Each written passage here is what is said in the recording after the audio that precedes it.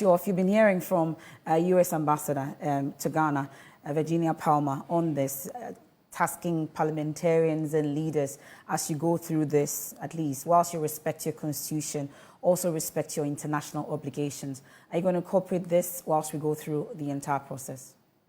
Well, I listened to the portions of the interview you've played by the U.S. ambassador. I'll make just 2 quick points. First and foremost, the U.S. ambassador should be my guest, and I'm sure that Honorable Ayebedu would also be willing to oblige her on a lecture on the Ghanaian Constitution. She should read Article 39 of the Constitution, the cultural imperatives under the directive principles of state policy, and see what it says about integrating the state's role in integrating the appropriate customary and societal values and customary values in our society. So this bill is 100% in consonance with our Constitution. She will need to get better education on our Constitution. Again, when it comes to the issues of international treaties, I'm yet to hear her speak of which specific international treaty Ghana has signed up to that gives rights to LGBTQ persons. There is no such bill. When you take the UN Declaration on Human Rights, the International Covenant on persons, be it civil and economic rights, the African Charter on people and society, it is all clear in there. There are no LGBTQ rights. And then lastly, let me just make the point. She says she's speaking about rights and rights not being discriminated against.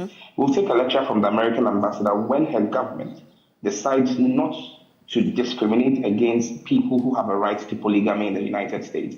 When the U.S. is able to respect the rights of persons to have more than one wife legally, which is allowed in Ghana, when they respect the rights of persons to marry multiple women or marry multiple men as they so choose, which is also a fundamental human right to association. If the U.S. government is able to respect that rights, then we'll have a conversation. But until they're able to respect the rights of persons in the U.S. who want to be polygamous, they don't have any moral right to come and talk to us about rights. Again, when the U.S. is ready to sign up to the International Criminal Court and put the American presidents under subjection of that International Criminal Court for the criminal records of the United States government across the world, then we'll take a lecture from them. But for now, the U.S. government is the last government that should speak about human rights. They're the biggest abusers of human rights, and so we would give them a lecture on how to respect the human rights and fundamental human rights of people, not the other way around. Mr. Samjo,